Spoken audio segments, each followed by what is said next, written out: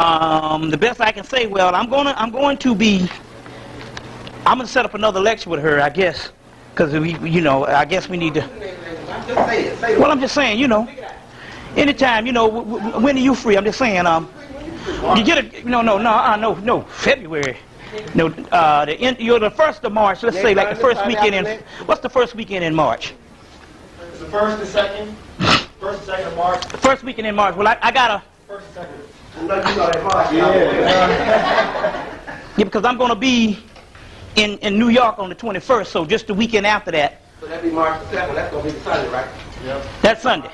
That's where we make the commitment. We be back then in the house on March the 2nd and all. I'll bring some more of these also too for the people that don't get them and all. And we'll always leave stuff behind and all. I'm constantly corresponding with Al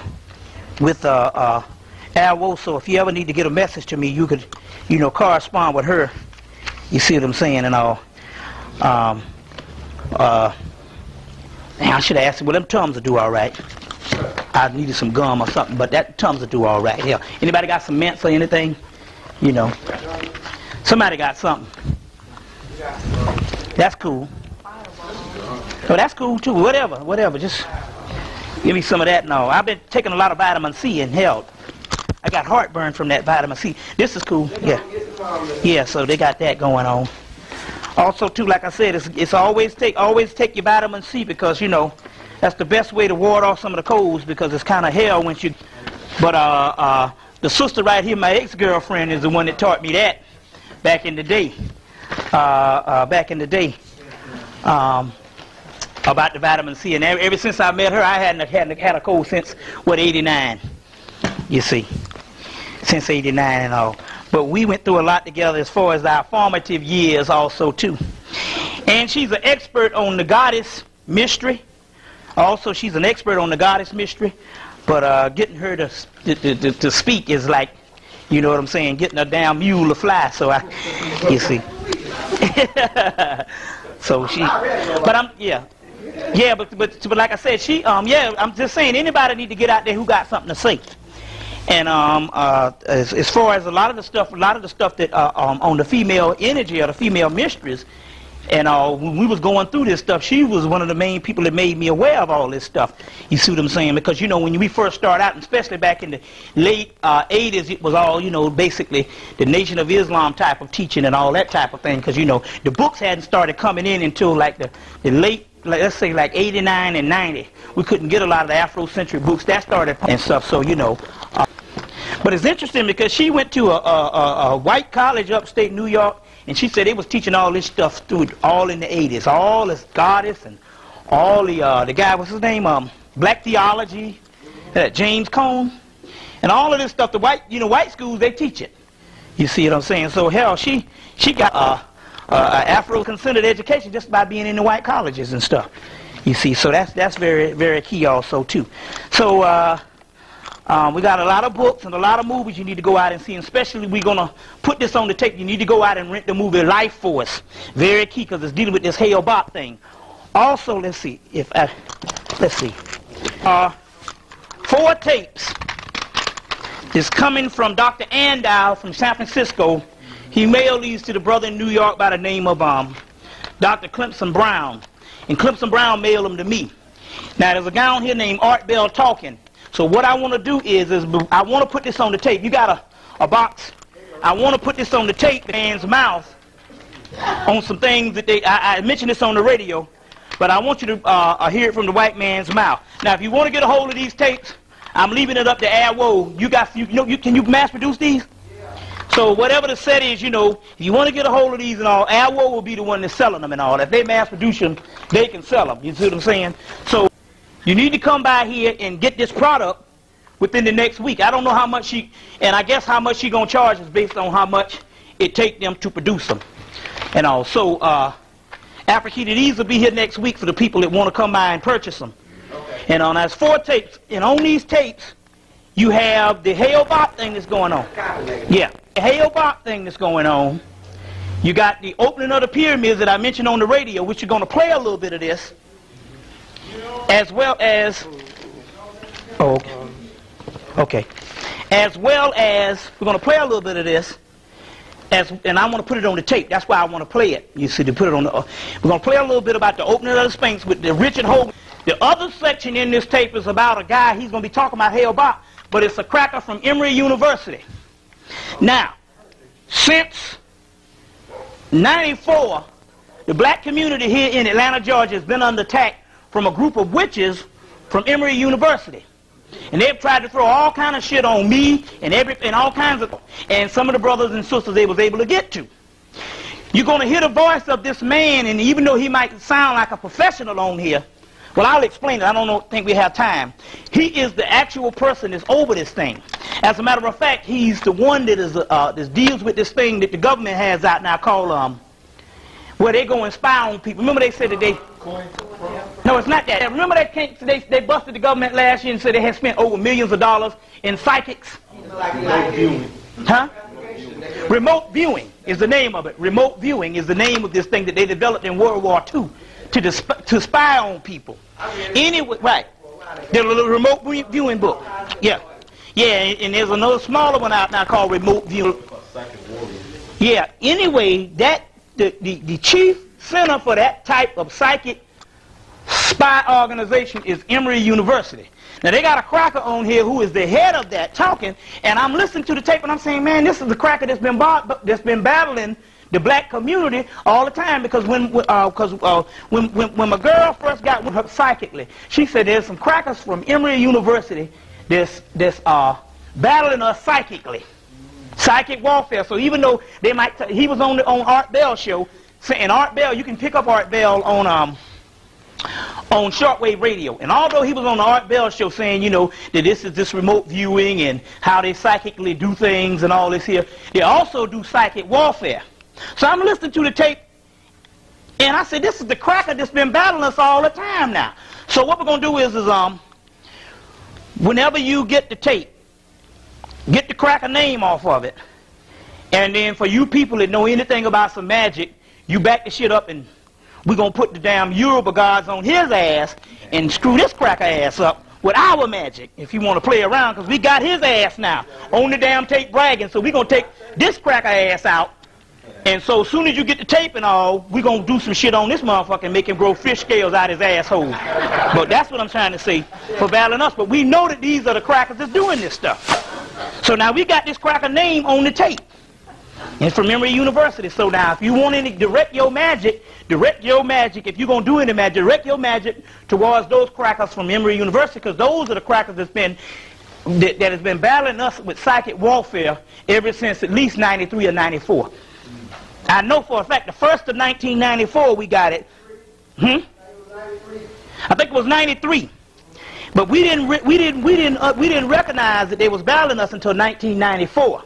The first of 1994. Ty Seeley mentioned it one time when I first met up with Ty Seeley, and then after that, my girl mentioned it after she got off the mounds and they opened her up psychically. So we got this particular, and Juju also.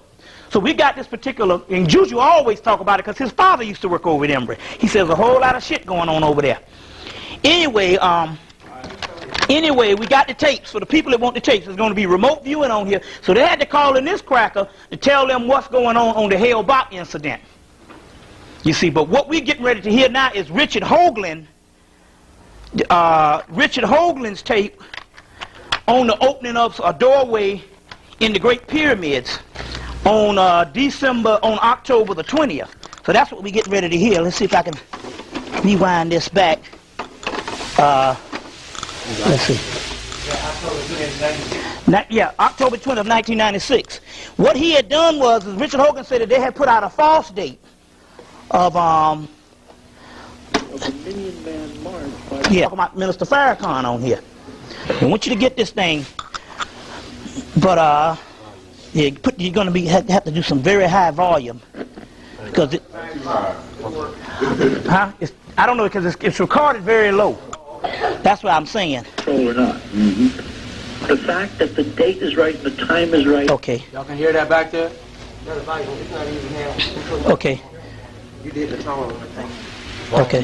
Read the Walls book and give my source, Edwards' speculation.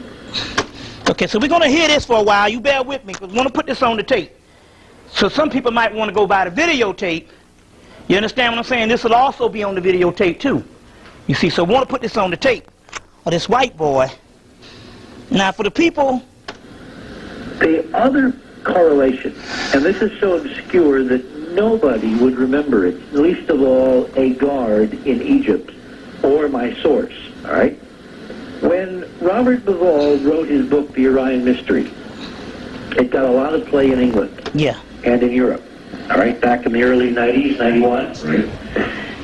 One of the world-class Egyptologists, Dr. I.E.S. Edwards, who was the keeper of antiquities in the British Museum, who took over from, predecessors before, who was kind of the man on earth when it comes to all things Egyptian or Egyptological or whatever. Yes. He was approached by Robert in an effort to, how should I say, get his political support, all right? And wound up doing some interviews for the Telegraph, which is one of the major papers in England, as well as for Channel 4 News. Let me read you from page 176 from Robert's book, The Orion Mystery, published in 1994. But the interview that I'm going to quote to you is from the 16th of April in 1991. All right. Robert said, I returned to England on the 10th of April with 6 photographs from the newspaper. These are photographs They have. from Yen Brink of the Got a bunch of them here. the door, from the TV camera on Upawat, the little robot, Yes. in 91. The Telegraph said they might consider doing something after Easter, but that I was free to try other papers. Eventually, the story came out in The Independent on April 16th. The same day, Channel 4 News contacted me, and we arranged to show some of the photographs on the 7 o'clock bulletin that evening. Rudolph was interviewed by telephone, and Dr. Edwards made a live appearance. To our surprise and excitement. Now, the reason he's surprised and excited is because Egyptologists never speculate. The worst thing in the world. Like every other science. Yeah, well, supposedly. But Hawass is particularly nasty to those who speculate about what's in his monuments. Well, he's nasty to a lot of people. Anyway. I can say that. It's your show, yes. You can say anything you want. Robert says, to our surprise and excitement, when asked what might be behind the door. Remember, the German institute that funded Yen Brink denied when this all came out there even was a door. All right? Well, that's a little silly. We've seen the photographs. Well, but this was in 91. All right. Zahi Hawass denied there was a door. Figures. Okay? So Dr. Edwards, who was the living legend, I mean, he was much older, but he was kind of like, and is, the Sagan of Egyptology, as Carl would be to the search for extraterrestrial life, the world's expert to go to. Right. Robert says, to our surprise and excitement, when asked what might be behind the door, Edwards said he thought there might be a statue of the king gazing at the constellation of Orion. Wow. Now, we have a pharaoh in Edwards' mind sitting behind the door, and we have a report now from my source that when they went in on the 20th, they found a statue of a black man with an ankh in his lap, sitting cross-legged, facing up the shaft in a relatively small room. 2.5 meters by 3 meters is basically 6 feet by 4 feet, all right? Gazing up the shaft, which is not toward Orion, it's toward Sirius. Right. Question. Did someone read Bauval's book and give my source Edwards' speculation? Or did Edwards have access to information from the Egyptians and the 100 years of the English Rape of the Nile, that's the title of the well-known book on Egypt archaeology, and plunder such that the keeper of antiquities at the British Museum might have access to documents, papyri, or some record indicating from other sources, other mechanisms, what was behind the little door. What do you think? I don't know. The point is that nobody knows the right date, because the date was figured out on our computer, tied to the landing of Apollo 11 and a key man, Farouk El-Baz, and the only other date before the end of the year that fit that calculation was October 20th at about 9:30 a.m. Cairo time. And that's the date we were given through our source. Astounding. So now we have, and the guard was fired. Now what my source didn't do, and I'm, kind of being really mean and nasty to him because he should have done it, he didn't follow the guard to wherever he's been banished and sitting down with a tape recorder and video and get his story one-on-one like any good reporter would do. Now, to give him his due, he's not a journalist. He was interested in some other archaeology, and he didn't really think it was necessary to do that. I don't know whether we can now do that, by remote control or not. Mm-hmm. The fact that the date is right, and the time is right, and the principle is right, and the statue is right, indicates that there is something pretty interesting going on here, which someone, including us, should pursue. Now, I got a missive in the mail today. You know that I've been, you knew that. You may have forgotten. Okay. A couple of months ago. And I've accepted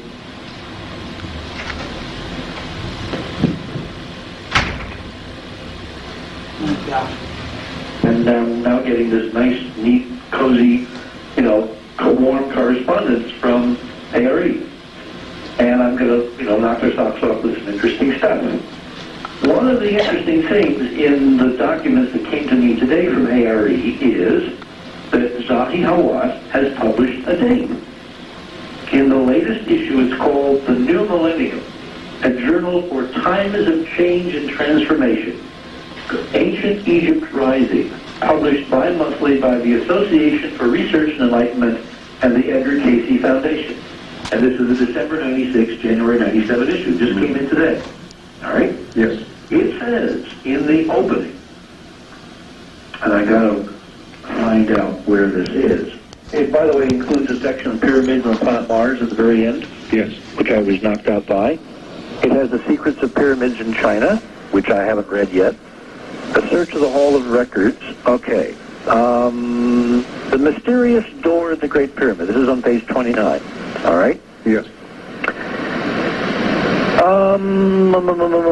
Okay. On the other hand, it may be an ancient record of exactly who built this astonishing structure and why. He's talking about the authors, meaning Baval, make the case that what might be behind the door, recalling the sacred Ben-Ben stone of Amun-Ra's temple at Heliopolis. That's what Baval is speculating might be behind the door. At present, the door is scheduled, this is from ARE, to be opened or entered via a micro-video camera in March of 1997. The world awaits. March, huh? That's a conjunction point for a lot of things. Richard, I've got a fax here. A little impertinent, possibly, but I'm going to ask it anyway.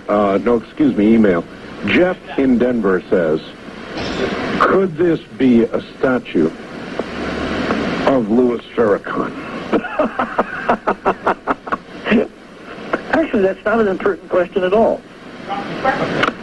Louis Farrakhan and a number of other black leaders, both in this country and other places, have been very upset with white Anglo-Saxon Egyptology for a very, very long time.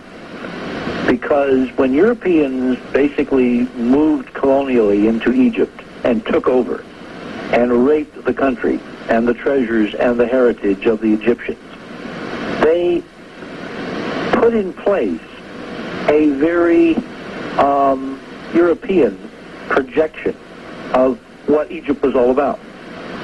And for a very long time in the black community, particularly in scholars that I've known at Howard University and other places, sure, there has been a rising counter-revolution, including some of my friends in the black Muslim tradition, who I hope are listening tonight, who have been claiming that Europeans have been completely missing the point, and that the progenitors of the classic Old Kingdom Egyptian civilization were in fact none other than black Africans.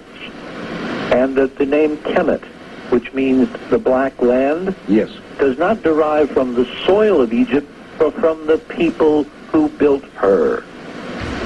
So when I get a source with good connections telling me that Farouk El-Baz went into that chamber with a high-tech video camera robot on the 20th of October and found a seated statue of a black man, the same Farouk El-Baz who was called upon by Louis Farrakhan to correct the miscounting of the Million Man March by the Department of Interior last year. The same man?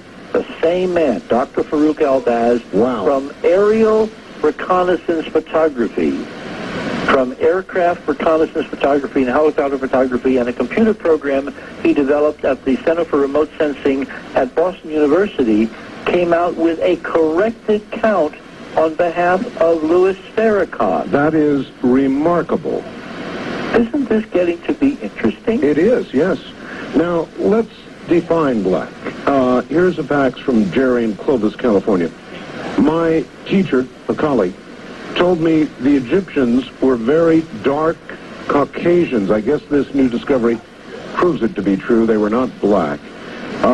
So, do you want to stick with your description of a black man, or would this be a dark-skinned Egyptian, or is that too close a call to make? No, the description was a black man. A black man. Yeah, yeah.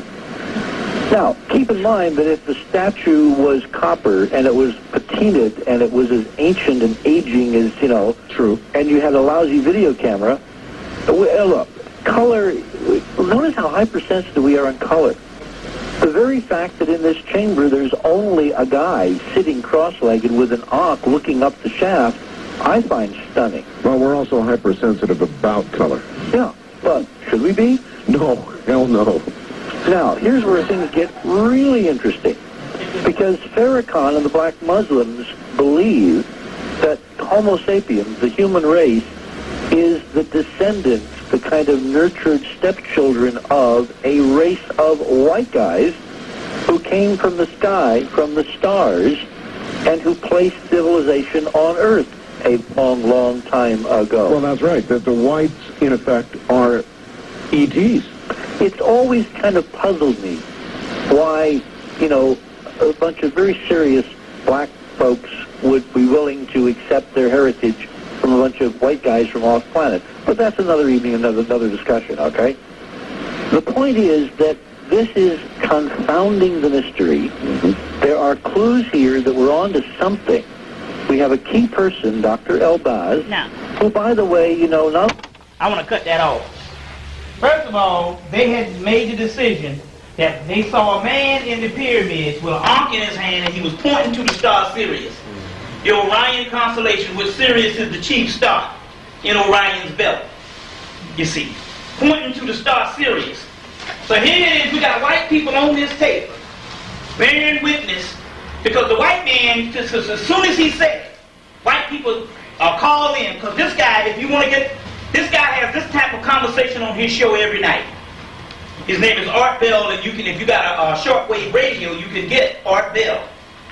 Or if anybody's hooked up to the internet, just tap in Art Bell, because they also have cyber chat, which is conversations over the internet. So anybody that's hooked up to the internet, get Art Bell. But it's interesting. Now they got this particular conversation going on, and they have already proven. The guy asked him, I want to know whether you talking about a dark-skinned Caucasian. You know that same old Egyptology shit. You know that they always say a dark-skinned Caucasian. They put him everything. They put him an East Indian than a black person. Or are you talking about a black man? So the guy Richard Hoagland, who wrote the book Monuments on Mars, said, no, he was black. Yeah, he was black. Now, Richard Hoagland went into this whole thing about Farrakhan and all of this. What Richard Hoagland is doing, because even the cracker there, he double talks. First of all, Richard Hoagland is actually piggybacking off of what the Nation of Islam never told nobody that they came from a race of white people. Not even Minister Louis Farrakhan. Nobody never told nobody no shit like that. But what it is they opened the door. What happened was when they showed a picture of Master Farad Muhammad, and they said that he is God. You understand what I'm saying? And they say that Master Farad Muhammad is God. And they say that he's what the nation used to call him a half-original man. Basically, you know, his mother was white and his father was black. Richard Hoagland knows this. But as a result, Richard Hoagland wants to get on the radio and say that they came from a race of white people based on the knowledge that he does know, because he knows when he's over the radio waves, most white people don't know about the Nation of Islam or the history of the Nation of Islam. So he can back that up by even saying, well, listen, we can go get some of the history books and I'll show you a picture of the damn white boy. You see what I'm saying? So this is the reason, this is how they double talk. So what it was is, he had to come on the radio and report this news that on October the 20th, they found a statue of a black man pointing up to Sirius. And sure enough, because as soon as he said it, people started calling in saying, you know, was he dark-skinned? And he put that myth, that actual myth to rest. Right on the radio saying, no, this was a black man. You get nothing here. But as a result, he came and said and just made up this lie. And you know damn well Richard Hoagland knows there is no history about no Nation of Islam ever saying that we came from black people. As a matter of fact, there is no document, nobody will ever even say that type of thing. You know what I'm saying? Because the simple fact that most white people now know that black people were the creators of civilization. Hell, Leakey told them that in the what? The early 20th century. So based on that, that's common knowledge among white people.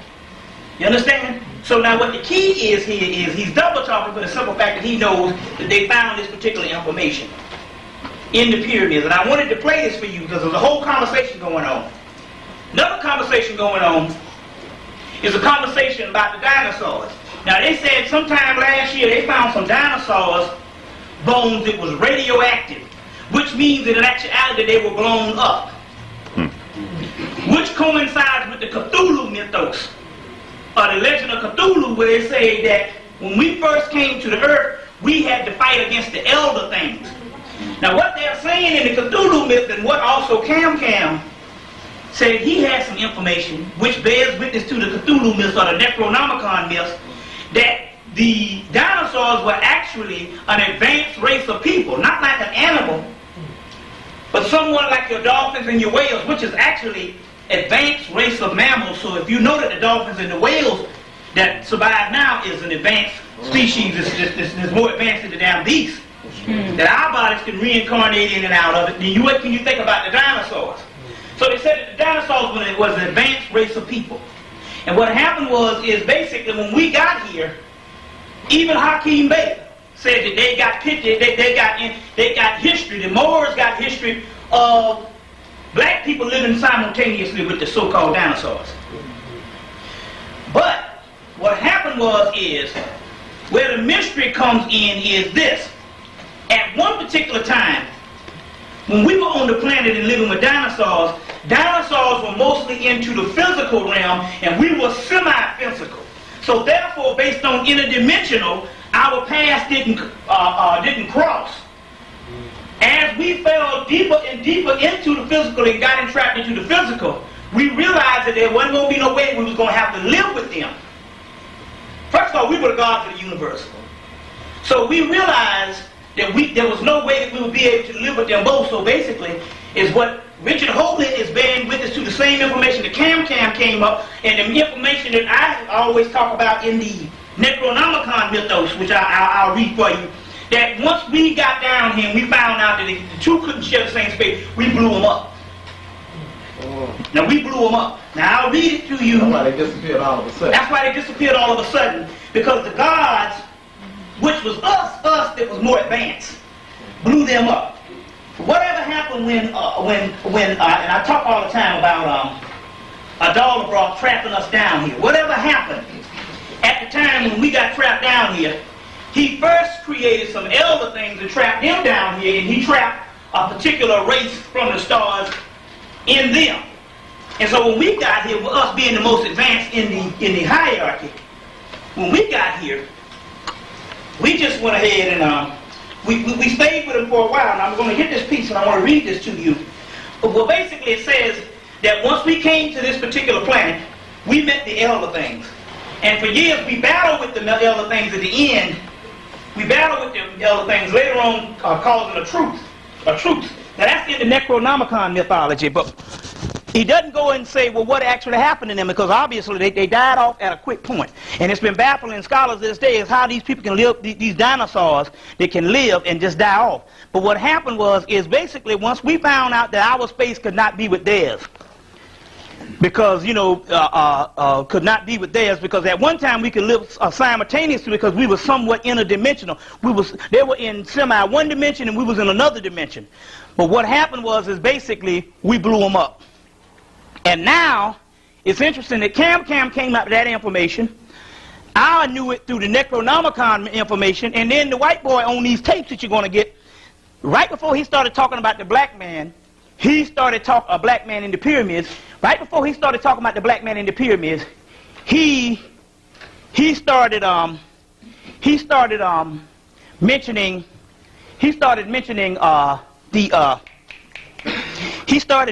the dinosaurs that got blew up. And they said they found these dinosaur bones that were radioactive.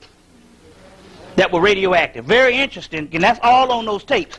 So she might want to get you those tapes or whatever. If you're interested in them, she'll have them done I guess sometime next week. She'll have them done for you sometime next week. So let's get into a couple of things. We got a lot to cover, and I got a lot of information. First of all, I want to talk about this Bill Cosby incident, because now we realize this here. First of all, Bill Cosby being a Negro boule, and also all you got to do is rent the movie Leonard Part 6 that came out in 1986, late 86, 87. Leonard Part 6. When you rent that particular movie, you will see in that movie that when he wanted to get to a certain section of top security, of the white man's top security, he had to say the word boule, which we noted that Bill, what's his name? What's his name? Not Bill Cosby, but who first broke this information? Steve Coakley. Steve Coakley first broke this information about the that Bill Cosby was a boule member. So what happened is two hypotheses. Number one, first of all, when the white man promises you a certain amount of money, every black person, he said, I'm gonna make extra super rich. It always comes with a certain sacrifice. Because I'll be damned, the day when his son died, it was almost like he knew it was coming. He expected it because he was smiling and shit. I said, this man here don't look like a man. The son just died a few hours ago. You know what I'm saying? You wouldn't want to talk to nobody. Hell, you got people walking down the street, just regular stars, and nobody there don't want to talk to the damn media. All of a sudden, he was my hero, and he just smiling, and then the next thing you know, he back at work real soon. Hell, when Sally Jester Raphael's daughter got killed, she took off work for damn near 2 months. Say, oh, damn that. I got to get my head straight. This man back in work in less than a week or in a week's time. You see what I'm saying? Then you know it was something funny about it, because what followed it was the whole thing about the girl that came up and said that he was her father. Now the key, and so my point is this also too. This is one thing about the white boy. Now here's Bill Clinton, for example. They have accused this man of everything in the world, and more than likely it's true. You know what I'm saying? He did try to get that girl and rape that girl or fill up that girl or whatever and try to get some. Well, you know, that's true. And all right. But he will not admit to nothing. That's one thing about the cracker. That's what I use, this cracker, and that's what I like about OJ, not about killing somebody, but don't admit to them crackers that you beat her ass, even though you got bruises and all this shit. But no, you right, OJ. No, I don't know what the fuck y'all talking about. Why? Because Bill Clinton and these crackers, they never admit to nothing. I remember one time that they had this thing go down. They had Joe Montana, the football star from San Francisco, and the same time they had my homeboy from South Carolina won the Heisman Trophy. George Rogers. And George Rogers, remember, he wrote a check with his name over it and gave it to the dope dealer. Now, they had him, and so my point is, you just don't say nothing. No, he's going to go on and have a damn press conference telling white people that he's sorry. And why is it every nigga that get in trouble, they always have a press conference telling the white man that they're sorry? Whereas white people, they will give them, and they say, it wasn't me. I don't know what the hell you're talking about. Now, Bill Clinton and his wife know. They said, I don't know what the hell you're talking about. They got these people dead to rights, but they never say nothing. So my point is this here. Here it is, the white man, they got the judge already decided for your ass that this girl was lying. And then you're going to go on TV a week later and volunteer information about how you were screwing around with the mother? That ought to let you know. And so my point is, he had to give up something. Now, if you just check when it comes to Mike Tyson, Michael Jordan, Michael Jackson, Michael Jordan had to give up his father. Oprah, hell, she's been ridiculed with scandal on crack. You know what I'm saying? Her boyfriend a faggot and all. Because the boyfriend was fucking Armstrong Williams, which is that you know this old nigga now. Every time they want to get somebody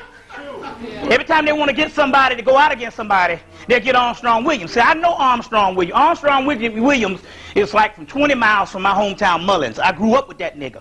My brother, which is a year older than me, went to college with him. When I was at Benedict, they were at South Carolina State.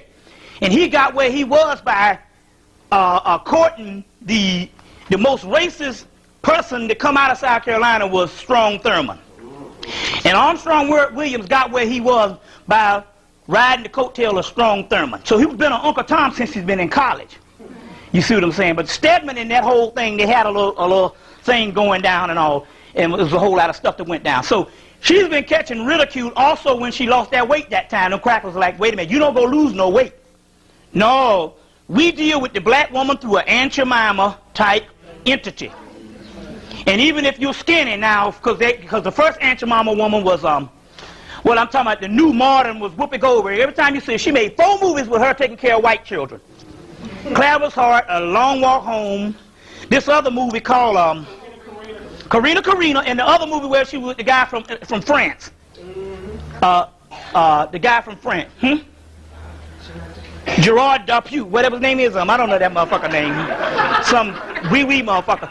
Anyway, she was with him, and they was taking care of this little white boy called something.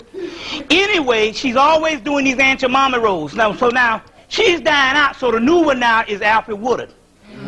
She the new one now. She done did about 3 where she taking care of these people. Huh? Yeah, we know she married to a white person, but it's the image that they're trying to bring across. Plus also, too, now this don't have nothing to do with a woman that's overweight, because the black woman is the only woman in the world that can be overweight and still be, and still look good. No other people can do that shit. You see what I'm saying? It can be a little good because most people, and most men accept it because they know their mama's overweight.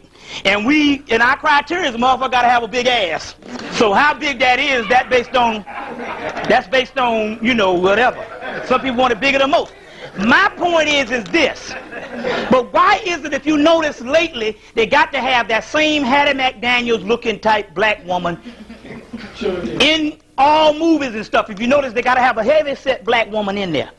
Now, it doesn't have anything to do with weight, and we're not talking negative about weight. What we're talking about here is it's an icon that they want to put on, and they do it subtle now with this heavy-set type of black woman.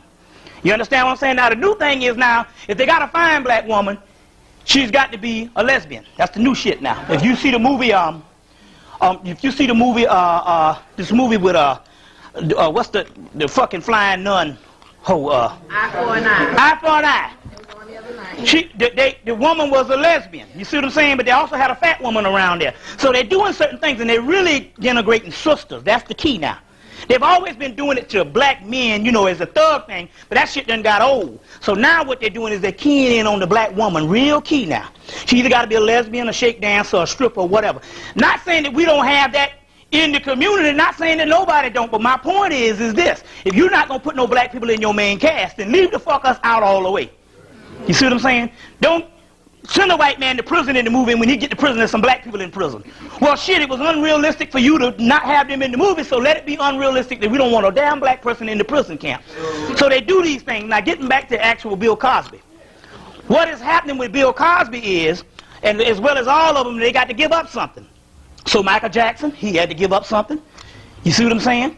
So now he's the laughing stock and pedophile. They say, no, let's get this right. A homosexual pedophile. That's what Saturday Night Live says. Every big person, they have to give up something. Now, Mike Tyson, what happened with Mike Tyson? Some brother called me and made a great observation, and he had gotten some information, because I don't want to take the credit for nothing that I didn't find out myself. Some brother called me and said that they had gotten some information, and he told me where he got the information from, that Mike Tyson, they had to take Mike Tyson to jail because they wanted to study Mike Tyson as being the strongest black man. Not so much as whether he can last 10 rounds, but because he got a knockout punch. You see what I'm saying?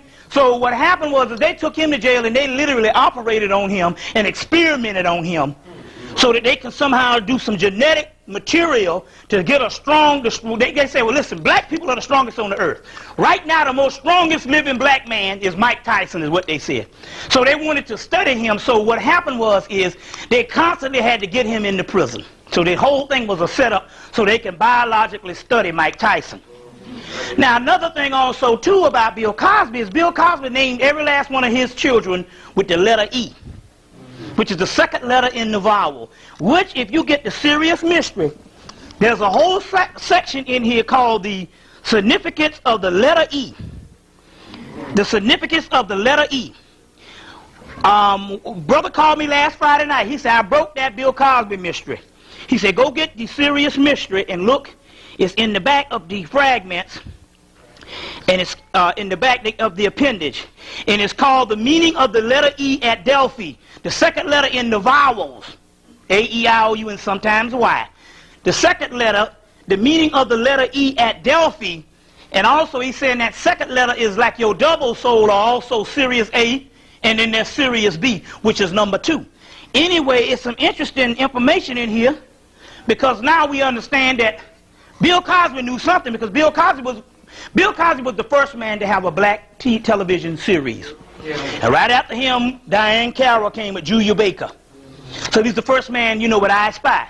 Now, they don't hook you up, not unless they pick a certain person. So he was hooked up in all this shit from the get-go. Because, see, Pennsylvania and all that type of stuff, because he grew up in Philly and all that is heavily Masonic area. And so this was a doggone chicken come to roost where they had to call in the actual marker. You see what I'm saying? Plus, you got to look at this particular part, too. The third hypothesis is this. Number 1, he was the person that's credited to making NBC number 1. They'd never been number 1 in their life. Up until Bill Cosby came, and they made him number 1. And he had some clout over at NBC. And then he did, you know, the Different World and all this type of stuff. Then he jumps to CBS.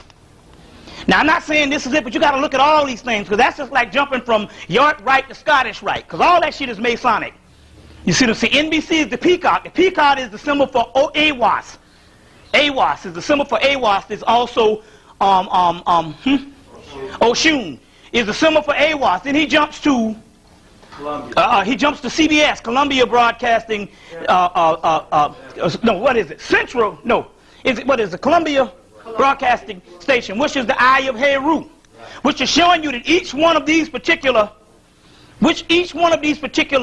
stations are Masonic organizations that rule the world. So when he jumped from one to the other, you see what I'm saying? And then what happened? 1 week he wins an award. What was it? Emmy. You see what I'm saying? For a show. I was like, what the fuck he get an Emmy for that show? That show ain't, you know, hell, people, I know the show can't be that damn good. You know what I'm saying? They gonna give the Emmy to this nigga? You know what I'm saying? They got shows that deserve, you know, black shows is better than that. But he won an Emmy. And a week later, his son gets killed. And they said that the doggone girl was naked up under her fur. Because as soon as it broke, because like I said, my sister now, she's working at Atlanta Journal now. You see what I'm saying? And she getting the full information. And she said if she just listened to what the actual, she works for the journalists. So she was just listening to what they said. They said, well, you know, she was naked up under that coat. You know damn well she had something to do with the shit. Now she gonna see the man killing them, get in the car and haul ass.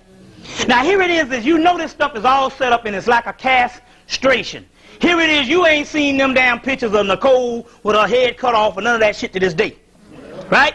But here it is, the first day you see this man laying on the ground dead with blood all over his head. You understand what I'm saying? All that stuff was set up that particular way. And it's very interesting, but she was naked up under that coat, you see. She was an older woman, too. Older woman, you know, like this and all, in her fur, naked. She was 47. 47, and plus they also showed another black man with the white woman again. And this is the thing that goes all over the news. Excuse me, you know, she's the stepmother to Melissa Gibbons to found off. Melissa Gibbons? Yeah. What about her? She's the stepmother. Oh, double for her. That was her double, you saying? No. Stepmother. Oh, stepmother to Melissa Gilbert. Okay. Very key.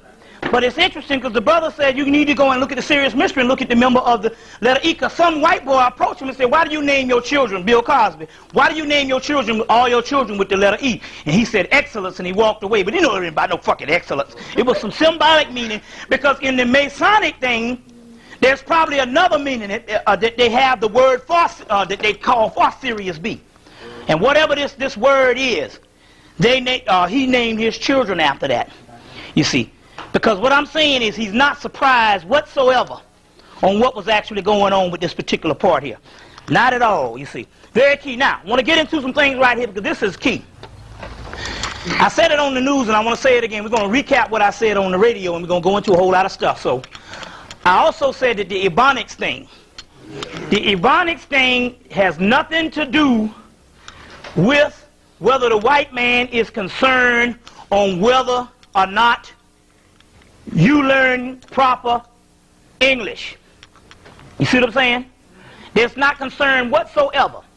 The Ebonics thing here is dealing with, well, first of all, this Ebonics thing came up with what, 1974. You understand what I'm saying? My mother was an English teacher, and she had heard about it way back. I remember back in 1975, my mother was talking about this same Ebonics thing, and she's been retired since 1990. And she was an English teacher. She was talking about, they telling us now in the school systems that you don't need to correct black people as much because the same thing which you don't correct the damn Chinese for not using the letter R and shit. You see. And she remembered this thing way back in, I remember her talking about it in 1975. So this is nothing new. But all of a sudden the white boy is going to come up with it. All of a sudden the white boy is going to come out with it and stuff, you see. Well, if some of the people get too tired, we got some flow over here too. You see, we can push up some of the books and all. This white boy is going to come out with this thing. And he's giving it to the people. And like I said on the radio, you got two people. You got the other half saying black people don't have a problem learning what the hell they want. They can learn what the hell they want, and it's true. I mean, shit, I used to take a damn Rudy Ray Moore album and learn that whole album. I said, shit, I got to know this shit before I go to school Monday morning. It's Sunday. Now I got to know this whole damn album, so when I go, the damn break come, I got to get down on Monday morning, and I got to know this whole fucking album before I go. That's in the junior high school. I said, I got to know all this Rudy Ray Moore, and I know that whole damn album, and I have an audience just like this sitting there and me quoting damn Rudy Ray Moore. And they said, that motherfucker know that shit back to back. So I know we can learn. You see what I'm saying?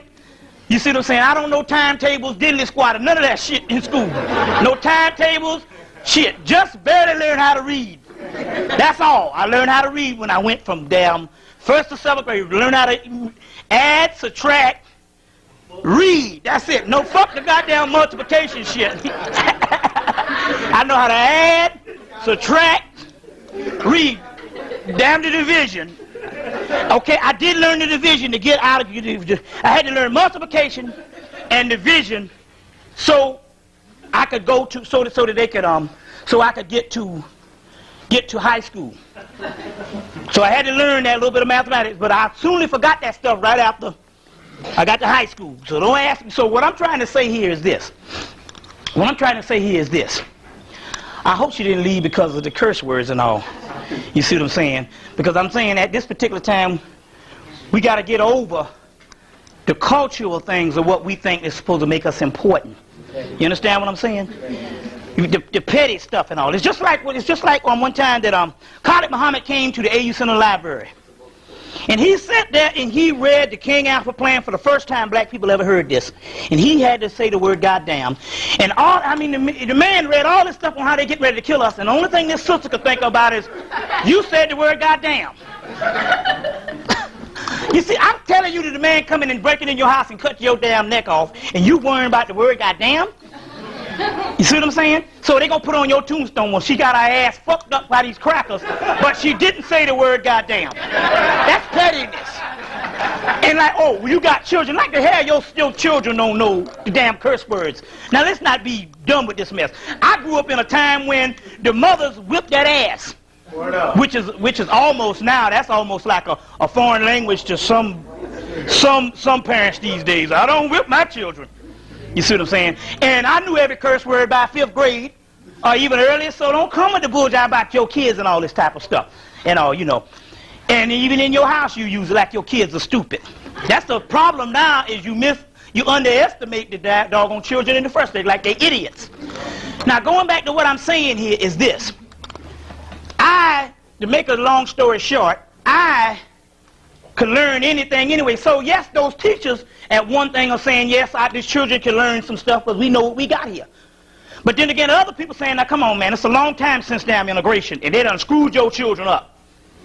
So you better go, you saying what they can do, we telling you that they are not doing. So let's try some of everything. And like I said on the radio, you wouldn't go, and it's psychological, you wouldn't go to the Chinese, and the Chinese or the Japanese, because that's who you love now, because they so-called, we follow the people with the money. Them slant-eyed bastards. You wouldn't go to the Japanese and say, the Japanese will come on and say, we are learning Japonics to bridge the gap, between the language that we carried over here and trying to learn a greater sense of English. So we're trying to bridge the gap. The first thing you were saying in your mind, damn, them Japanese bad. That's because you look at them as a superior people. You say, oh, they bad. They are doing this type stuff, because I've heard them brag. You know, the Jews go to school on Saturday. These people do this with their children. So the first thing we'll do, we'll be bragging on that shit. And around our dinner table, we will be bragging about how the Japanese are teaching their children how to speak English through Japonics. Or if it was the Jews, you understand what I'm saying? You would be bragging on how they teach their children how to speak this from Jubonics. You see? And it wouldn't be no thing. You wouldn't even think about the shit for 2 minutes. You would accept it. You understand what I'm saying? Because other races have the power to define whatever their reality is and make the shit stick. But when it come to us, oh, them niggas, they done gone crazy now. You understand what I'm saying? They done gone crazy now. Now, but that's not the reason why the white boy got it on. So it don't matter whether you are a teacher, because all educators are against it and stuff, naturally, you see. That's just like the Negro. The Negro always take what they become good in, and they don't want to try nothing new, because if you try something new, that means that you won't be number one in what you do. You see what I'm saying? And I want to be number one. It's an ego thing. You don't really want to teach nobody nothing. You just want to be number one, and you want to have a damn proud race of black people talking about what the shit they did in the 1960s and the 1940s and the 1930s. You understand what I'm saying? But that's the psychology of the black people. The point I'm trying to make is this. The white man don't give a doggone whether the teachers are doing it as far as teaching them standard English in the way we used to do it, or whether you do Ebonics. The whole key is like I said, he's trying to make and prove this bell curve that they came out in the late 80s, early 90s, about black people are too inferior to learn. So in the context of he putting you on every TV show, all the newspapers, all the books, and you arguing about Ebonics, the first thing to make an argument, you got to admit that there's something wrong with the learning in your community. And as soon as you admit that, around the world, they beam these things up with satellite and they go around the world. So everybody in fucking Sweden, you understand what I'm saying? Switzerland, you see what I'm saying? Japan, Tibet, all these people around the world that say them some dumbass people. You understand what I'm saying? And this is the reason why when even our own brothers and sisters from outside of the country come into the country and see you, they view you as the Huggy Bear, as the JJ from Good Times. They view you that, and it's all fuel based on the beast. The beast ain't interested in the Ebonics. He got to jump on these niggas, and he blasting this thing up the satellite to say, who needs the Negro? This is the inferior Negro. And who needs the Negro at this particular time? And he's blasting this thing up to the satellite. You see, and the whole time you sitting up in there arguing and stuff, you ain't catching what's going on here.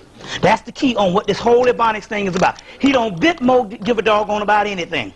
You see, so and it's nothing but adding on to the ongoing plight of the black community since the 1990s with the crack, the dope, the drugs, and everything. So what they're saying is, look, this person is obsolete. We got to take this person out. You understand what I'm saying? And that's what this whole thing of the Ebonics thing about. It ain't got nothing to do with whether they learn it or not. And what it is basically also bearing witness that we are at an all-out war with this cracker now. He ain't pulling no punches at all now. You see what I'm saying? At all now. Another thing we had an all-out war for the simple fact that he got so many doggone Negroes selling out on TV. Now the same Armstrong Williams said, listen, throw them niggas off welfare, and if they die, so be it. Wait a minute, hold on now. Here's a fucking black man on national TV saying throw them off welfare, and if some of them starve and black, if they die, so be it. Somebody, nobody promised you. Well, fuck it. You act like we came off Ellis Island.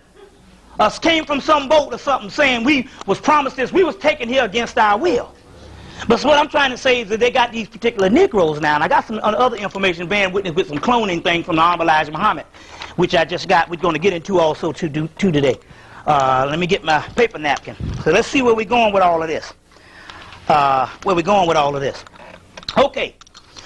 Like I said, another movie that you want to also rent, a movie that's also talking about the that you don't necessarily need a machine to time travel. You can time travel in your mind, is the movie Peggy Sue Got Married. Go back and rent the movie. She fell out on stage and she went back to the 1950s, but she wasn't dreaming.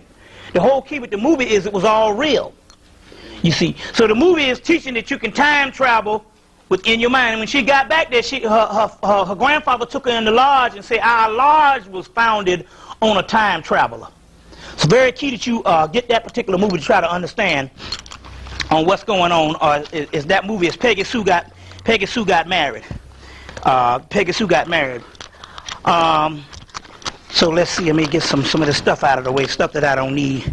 It's cluttering up everything. And let's see. I only want to get with the stuff that I'm dealing with today. But I want to get into some information now about Nat Turner. I got a reading, and the reading that I got on Nat Turner, that Nat Turner was the Godhead incarnate at that particular time, and he only did what he did at that particular time because that's what he's supposed to do. If you know the Nat Turner story, Nat Turner knew exactly what he's supposed to do. He never started out on a mission to say, I was going to kill up all the white people and I'm going to free the slaves. He did what he did, and he wanted to get to a certain place. And when he got to that certain place, that's when he was able, that's when he was able to allow them to catch him based on the black people turning him in. But he was also a form of the Godhead incarnated, or what we would just call the Christ figure. A Christ figure. We are all Christ, but it was also the Christ figure. And all that was very interesting also too. Another thing that I just was looking over my life the other week, and I just realized some things, some stuff coming on TV, and some certain things that come right on the news, and certain experiences you will have will give you the key picture on what's going on. And one is this.